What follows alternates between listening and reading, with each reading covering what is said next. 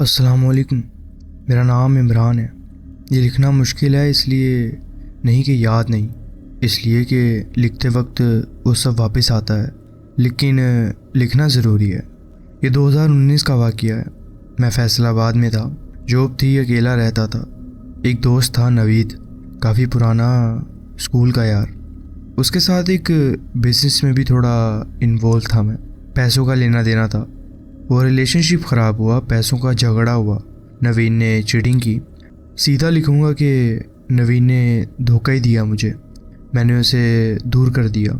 3 महीने बाद ये शुरू हुआ मेरे साथ। पहले नींद ख़राब हुई, इतनी अचानक कि नोटिस किया। पहले रात को 7-8 घंटे सोता था, कोई मसला नहीं था। फिर एक रात से कुछ हुआ। रात को लेट जाता, आंखें बंद करता, नींद नहीं आती। घंटे गुजर जाते, 1 बजे, 2 बजे और फिर 3 बजते।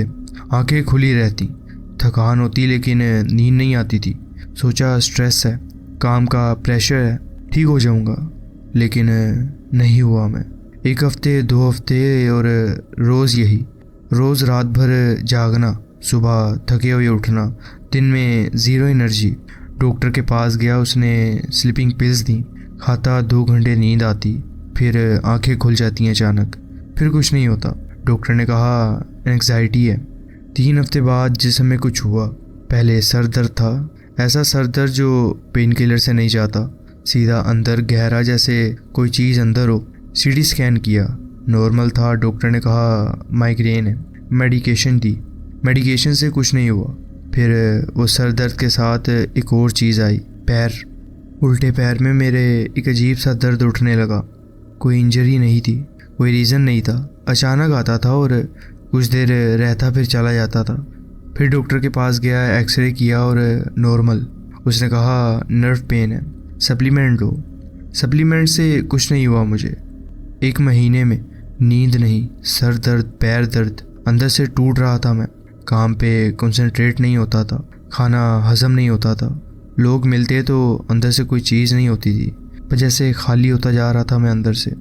अम्मी को कॉल की मैंने और उन्होंने भी मेरी आवाज़ सुनी तो और सीधा समझ गई कि कुछ ठीक नहीं है। पूछा क्या हुआ। मैंने कुछ नहीं बताया, क्या बताता। डॉक्टर ने सब नॉर्मल कहा था। अम्मी ने कहा बेटा घर आ जाओ कुछ दिन के लिए। मैं मुल्तान गया। घर पे था, अम्मी थी। थोड़ा बेटर लगा पहले दिनों से। घर का खाना, फैमिलियर जगह। रात को सो गया, वही 2 घंटे बाद आंखें खुल गईं। अम्मी ने सुबह देखा मेरा चेहरा।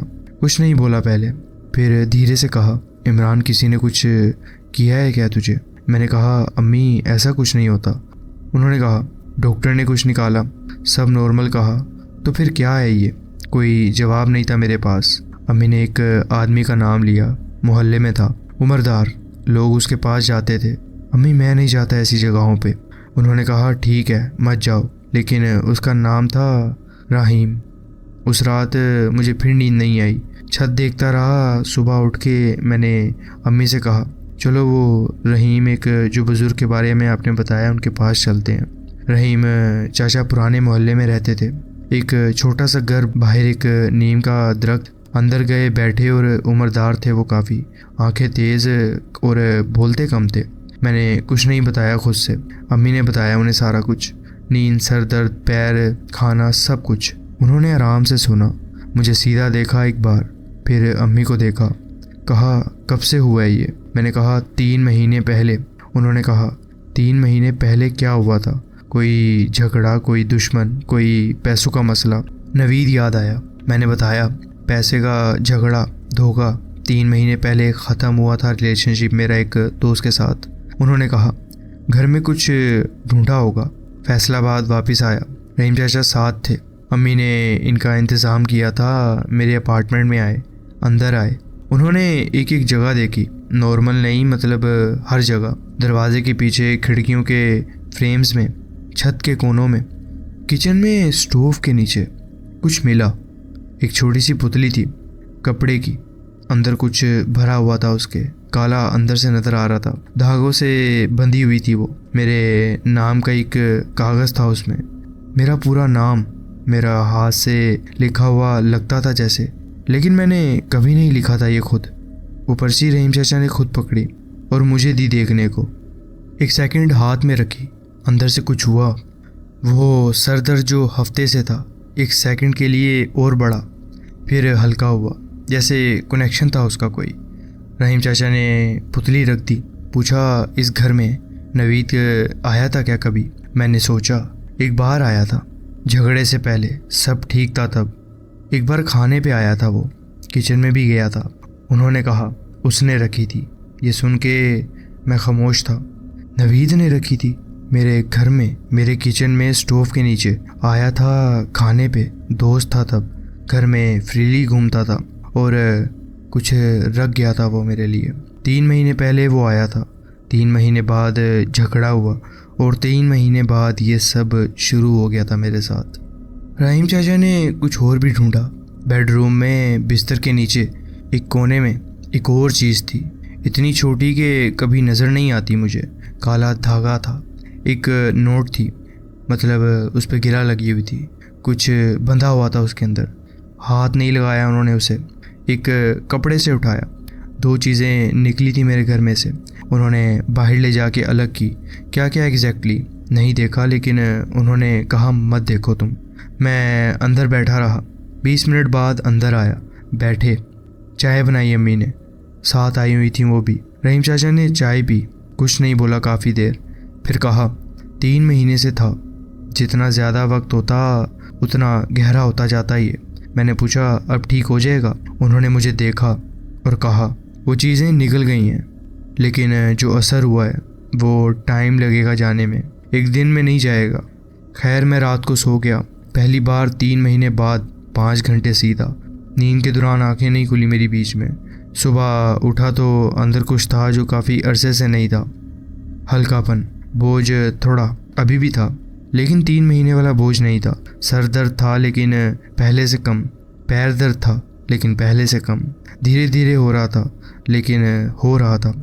उसके बाद भी मैं 1 हफ्ता घर आके रहा, मुल्तान में अम्मी के पास। रोज़ थोड़ा बेटर होता गया मैं, नींद आने लगी। पहले 4 घंटे, फिर 5 घंटे और फिर 6 घंटे। सर दर्द कम होता रहा, जिस्म ठीक हो रहा था धीरे धीरे, लेकिन टाइम ले रहा था। लेकिन एक चीज़ थी जो ठीक नहीं हुई, जो अंदर थी वो नहीं गई। नवीद, वो बंदा जो मेरा दोस्त था स्कूल से, जो मेरे घर आया था, जो मेरे किचन में गया था, जो वो चीज़ रखी थी, वो क्या थी? वो सवाल मेरे ज़हन से जाता नहीं था। वो चीज़ थी क्या? फैसलाबाद वापस आने से पहले एक बार मैं फिर वो रहीम चाचा के पास गया, अकेले गया, अम्मी के बिना। बैठे और चाय पी। मैंने सीधा पूछा ये जो हुआ किसी ने करवाया होगा किसी से? क्या नवीद खुद करता था या किसी और ने करवाया? उन्होंने कहा जो चीज़ थी वो किसी ने बनाई थी, नवीद खुद नहीं बना सकता था, किसी के पास गया होगा वो। मैंने पूछा कैसे पता चलेगा कौन था? उन्होंने कहा तुम ढूंढोगे तो मिल जाएगा।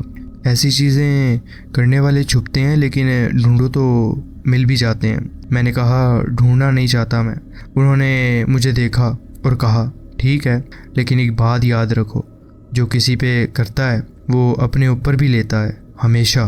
फैसलाबाद वापस आया, काम पे गया, ज़िंदगी शुरू हुई वापस। 3 महीने जो गुजरे थे वो याद थे, लेकिन वो वक्त अब पीछे था। नवीद से राब्ता नहीं था, नंबर ब्लॉक था उसका मेरे पास, कोई कांटेक्ट नहीं था और रखना भी नहीं चाहता था मैं। लेकिन एक दिन ऑफिस से घर आ रहा था मैं, उससे सीधा रास्ते में मिला मैं। वो वहाँ था, सीधा मेरी गली में, मेरी बिल्डिंग के पास, जैसे वेट कर रहा हो मेरा। मुझे देखा 1 सेकंड के लिए और मैं रुका, फिर सीधा आने लगा मेरी तरफ। मैं ज़्यादा देर नहीं रुकना चाहता था और मैं सीधा चल दिया। उसने पीछे से आवाज़ दी, इमरान यार बात करनी है।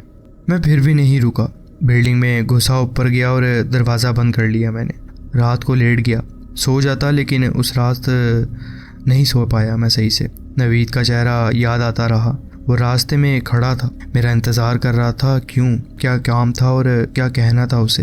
फिर एक चीज़ सोची, रहीम चाचा ने कहा था कि जो किसी पे करता है वो अपने ऊपर भी लेता है। नवीद के साथ कुछ हो रहा था क्या? सुबह एक काम किया जो शायद नहीं करना चाहिए था। एक कॉमन दोस्त था आसिफ, जो दोनों को जानता था। कॉल की, नवीद का हाल पूछा मैंने उससे सीधा, कुछ हो रहा है क्या उसके साथ? आसिफ ने 1 सेकंड रुक के कहा, इमरान तुझे पता नहीं है? मैंने कहा क्या?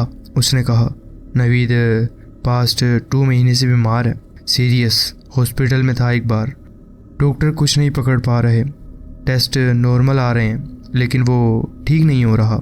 ये सुन के मैं खामोश था। टेस्ट नॉर्मल, डॉक्टर कुछ नहीं पकड़ रहे, ठीक नहीं हो रहा, वही जो मेरे साथ हो रहा था। मैंने आसिफ से कहा, कब से शुरू हुआ है ये? उसने कहा, करीब 2 महीने पहले अचानक शुरू हुआ है ये। नींद नहीं आई, सर में दर्द और कुछ और भी। 2 महीने पहले मतलब मेरे घर से चीज़ें निकलने से 1 महीना पहले रहीम चाचा ने निकाली थी जो। मतलब जब वो चीज़ें निकाली उसका असर मुझ पे से हट कर वो नवीद पे हो गया था। अब जो करता है वो अपने ऊपर लेता है। एक चीज़ और थी जो सोची, नवीद ने कराया था किसी और से। मतलब असर था तो उस करने वाले पे भी होगा। रहीम चाचा ने कहा था, हमेशा वापस आता है पलट कर, जो करवाता है अगर पूरा ना हो तो। नवीद ने मुझे क्यों ढूंढा था रास्ते में, अब समझ आया मुझे। वो जानता था कि क्या हो रहा है उसके साथ, शायद जानता था क्यों हो रहा है, शायद माफ़ी मांगने आया था, शायद हेल्प चाहिए थी उसे। क्या करता मैं, जो बंदा मेरे साथ ये करे उसकी मदद करूं। काफ़ी देर सोचा मैंने, पूरी रात। सुबह एक फ़ैसला किया, नवीद को कॉल की। उसने उठाई और पहली रिंग पे ही उठा ली, जैसे वेट कर रहा हो मेरा। मैंने कहा, मिलो मुझसे। एक ढाबे में मिले। वो आया, चेहरा देखा तो अंदर से कुछ हुआ मुझे। वो नवीद जो मैं जानता था, कॉन्फिडेंट, बोलता रहता था, एनर्जी ज़्यादा थी, वो नहीं था। ये बंदा थका हुआ था, आंखें सूजी हुई, चेहरा पिचका सा हुआ, हाथ थोड़े कांप रहे थे उसके चाय का कप पकड़ते हुए भी। बैठे रहे, कोई कुछ नहीं बोला पहले। फिर उसने कहा, पता है तुझे क्या हो रहा है मेरे साथ? मैंने कहा, हाँ। उसने मुझे देखा, कहा, तुझे भी हुआ था? मैंने कहा, हाँ। वो कुछ नहीं बोला, चाय देखता रहा बस। फिर आंखें भर आईं नवीद की, जो कभी रोता नहीं था, जो हमेशा स्ट्रोंग दिखता था। आंखें भर आईं उसकी। उसने बताया पूरा। पैसों के झगड़े के बाद गुस्से में बदला लेना चाहता था वो। किसी के पास गया, एक आदमी था लाहौर में जो ये काम करता था। उसने वो चीज़ें बनाई, नवीद ने मेरे घर पे रखी, पैसे दिए और काम हुआ। ये काम झगड़े से पहले ही किया था उसने, लेकिन किया ऐसा था कि अगर उसका मेरे साथ कभी कोई झगड़ा होए तो वो असर मुझ पे करे। ये सब बताया उसने मुझे। उसने कहा, मैंने सोचा नहीं था इतना गुस्से में किया है ये, मुझे नहीं पता था। मैंने कहा, नवीद जो हुआ वो हुआ, लेकिन अब।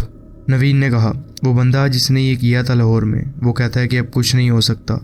वो कहता है कि कुछ ना कुछ तो होना ही था, चाहे उस पर या तुम पर। मैं नवीद को रहीम चाचा के पास लेके गया, उन्होंने इनका इलाज किया। अब नवीद कुछ बेहतर है और बेहतर होता जा रहा है। मैं उस अपार्टमेंट से, फैसलाबाद वाले अपार्टमेंट से शिफ्ट हो गया हूँ, नई जगह पे हूँ, नया शहर है, सब ठीक है। लेकिन एक आदत है जो गई नहीं है।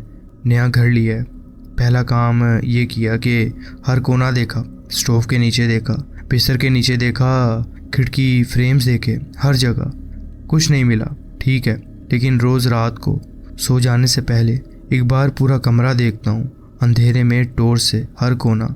वो आदत नहीं जाती मेरी अब। इसलिए नहीं कि डर है नवीद से या किसी और से, इसलिए कि अब पता है चीज़ें होती हैं अंदर छुपी हुई, बिना पता चले, और जब तक ढूंढो नहीं वो रहती हैं तुम्हारे साथ। वो लाहौर वाला बंदा अभी भी है जो ये काम करता था। नवीद उसके पास गया था। नवीद अकेले नहीं था जो गया था, लोग जाते थे, चीज़ें बनती हैं, घरों में रखी जाती हैं, और शायद तभी ऐसे असरात भी होते हैं। इसे कहा तो काला जादू जाता है। खैर, ये था मेरा एक वाक़या जो मैं आपके साथ शेयर करना चाहता था। जी बहुत शुक्रिया, आपने अपनी कहानी हमारे साथ शेयर की। बढ़ते हैं अपनी नेक्स्ट स्टोरी की तरफ।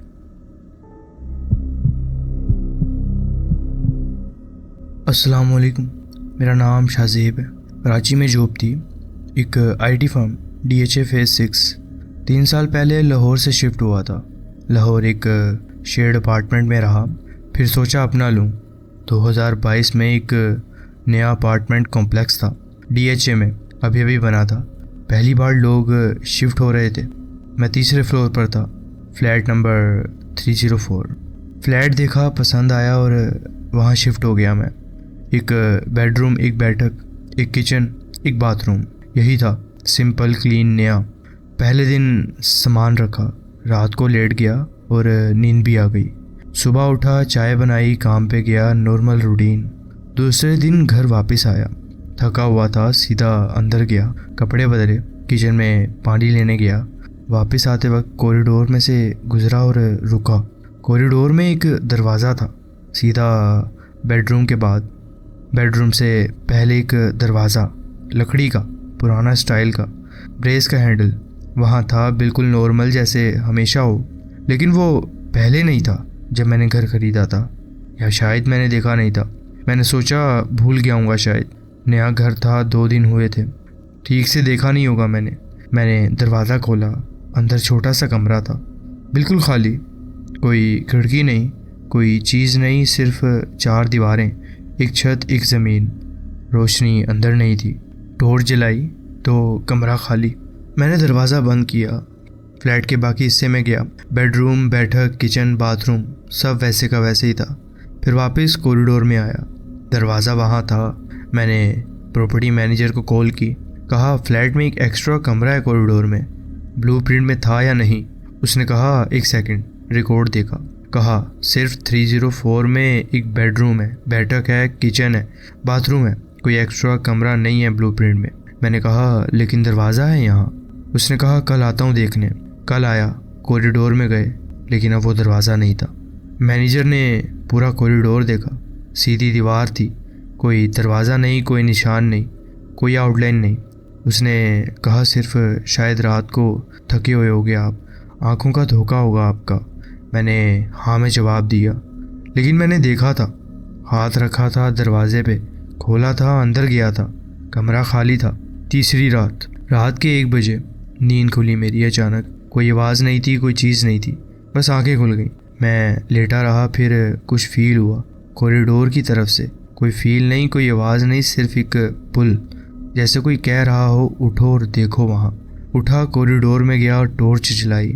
दरवाज़ा वहाँ था, फिर से वही जगह, वही लकड़ी का दरवाज़ा, वही ब्रेस हैंडल, बिल्कुल वैसा जैसे पहली बार था। मैंने हाथ रखा, ठंडा था वो दरवाज़ा। हैंडल पकड़ा, घुमाया और खोला। अंदर खाली था, बिल्कुल पहली बार जैसा। 4 दीवारें, छत, ज़मीन, कोई चीज़ नहीं थी। लेकिन इस बार एक चीज़ अलग थी।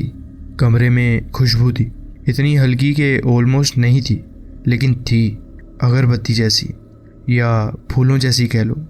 कुछ ऐसा जो बंद, खाली कमरे में नहीं होना चाहिए था। मैं सीधा बाहर आया, दरवाज़ा बंद किया, बेडरूम में गया और लेट गया। सुबह उठा, कॉरिडोर में गया, अब वो दरवाज़ा वहाँ नहीं था। चौथी रात मैंने एक काम किया। रात को सो जाने से पहले कॉरिडोर में एक चेयर रखी, सीधा उस जगह के सामने जहाँ दरवाज़ा आता था। चेयर पे बैठा, टॉर्च हाथ में, फ़ोन हाथ में, इंतज़ार किया मैंने बस। 12 बजे कुछ नहीं हुआ, 12:30 बजे कुछ नहीं हुआ, लेकिन 1 बजे दीवार पे कुछ हुआ।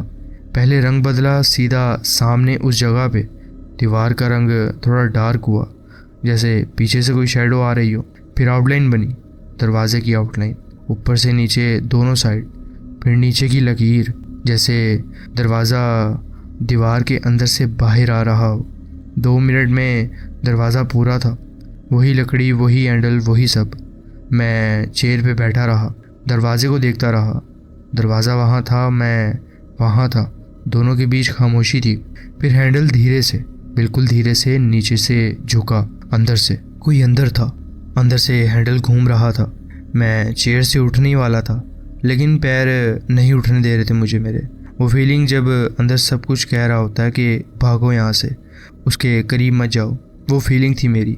हैंडल पूरा नीचे आया, दरवाज़ा खुलने वाला था, फिर बिल्कुल एकदम से हैंडल वापस ऊपर आ गया और कुछ नहीं हुआ। 1 मिनट, 2 मिनट और साइलेंस। मैंने खुद हाथ बढ़ाया, हैंडल पकड़ा और खोला। अंदर खाली था, अगरबत्ती की वो हल्की सी खुशबू अभी भी आ रही थी, लेकिन इस बार थोड़ी तेज़। और एक चीज़ थी जो पहले नहीं थी। कमरे के बीच में ज़मीन पे एक कुर्सी थी, लकड़ी की, पुरानी स्टाइल की, खाली, बिल्कुल खाली, लेकिन वहाँ थी, जबकि पहले वहाँ कुछ नहीं हुआ करता था। मैंने दरवाज़ा बंद किया, बेडरूम में गया और रात भर नींद नहीं आई मुझे। 5वीं रात मैंने डिसाइड किया अंदर नहीं जाऊँगा। दरवाज़ा आया या ना आए, अंदर नहीं जाऊँगा, मैं बेडरूम में रहूँगा। दरवाज़ा बंद किया और लेट गया। रात के 1 बजे कॉरिडोर में आवाज़ आई, कुर्सी के हिलने की, जैसे कुर्सी ज़मीन पे खिसक रही हो, धीरे धीरे रुक रुक के। मैं लेटा रहा, आंखें बंद, और उस आवाज़ को सुनता रहा बस। आवाज़ काफ़ी देर चलती रही, फिर बंद हो गई।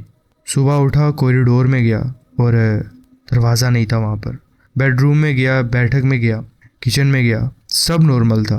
फिर एक चीज़ देखी, बैठक में फ्लोर पे कुर्सी के निशान थे, लकड़ी की कुर्सी के 4 पाँव के निशान, ज़मीन पे सीधे बैठक के बीच में, जैसे कुर्सी वहाँ रही हो काफ़ी देर तक।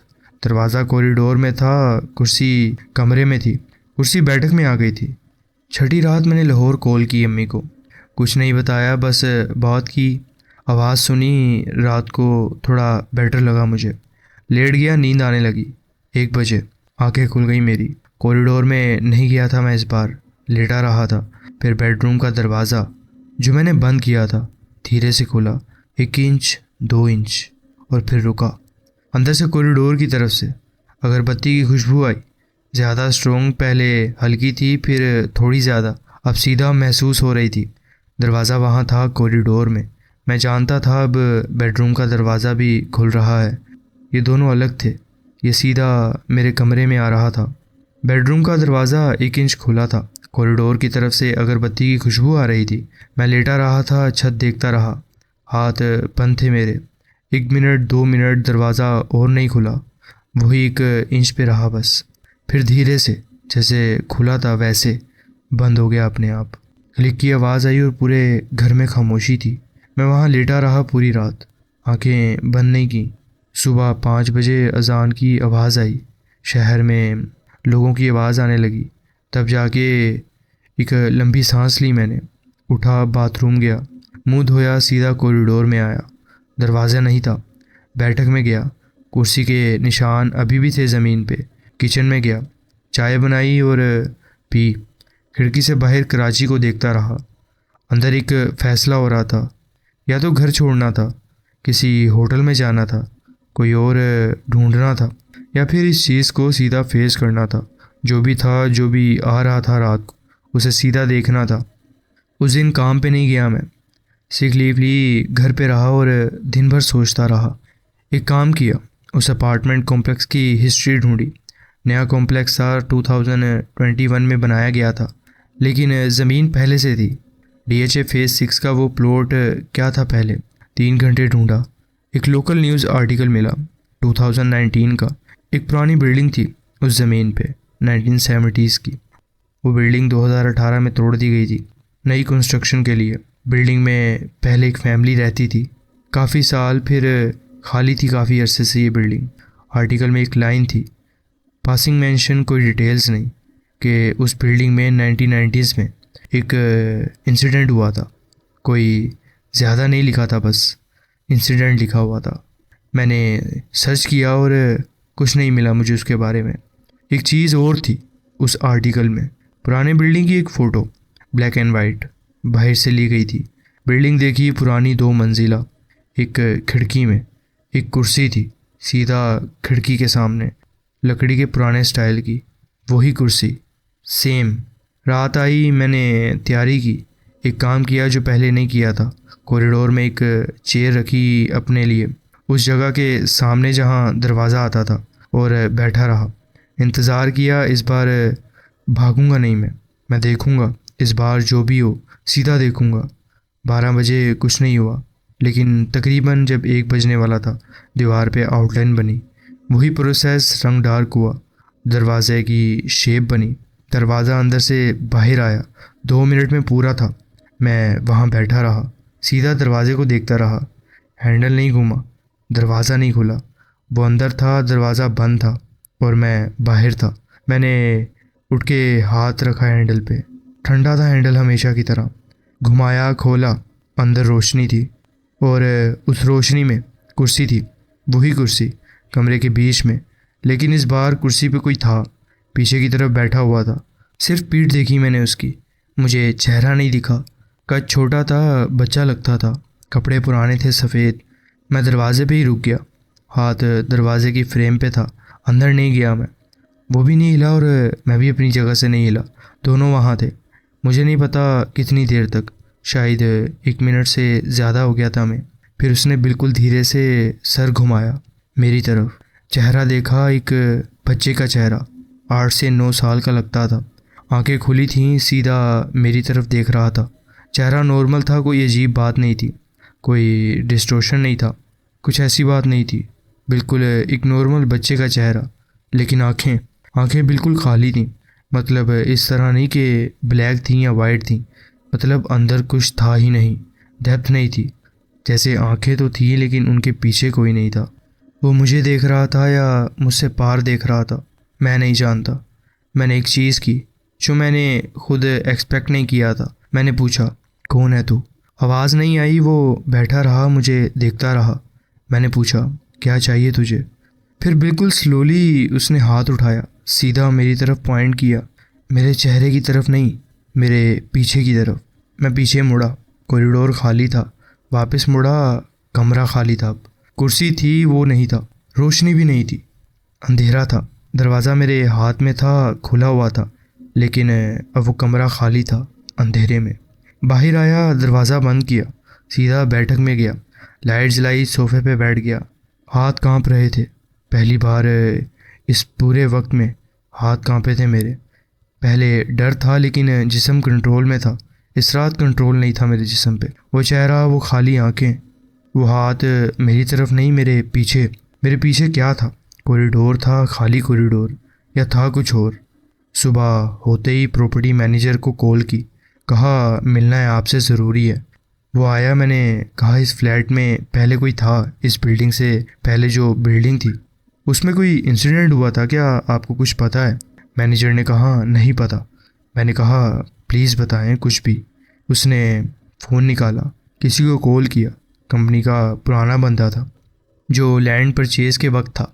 बात की, कुछ पूछा और कॉल कट की। मुझे देखा और कहा, सर उस प्लॉट पे पहले जो बिल्डिंग थी 1990s में, एक फैमिली थी, एक बच्चा था उनका, छोटा सा। वो इधर छत से कूद के मरा था।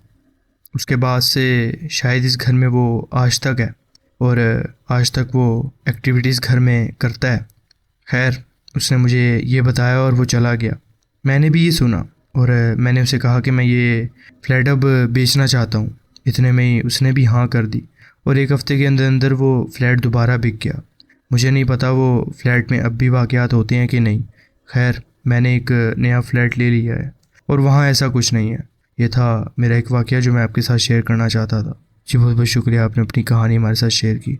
तो जी फ्रेंड्स, ये थी आज की स्टोरीज़। आप कमेंट्स में ज़रूर बताएं कि आपको ये स्टोरीज़ कैसी लगी। अगर आपको ये स्टोरीज़ अच्छी लगी हो तो वीडियो को ज़रूर लाइक कीजिए और चैनल को ज़रूर सब्सक्राइब कीजिए और बेल आइकन को ज़रूर प्रेस कर लीजिए ताकि आगे आने वाली कहानियाँ वीडियोज़ आपसे मिस ना हो।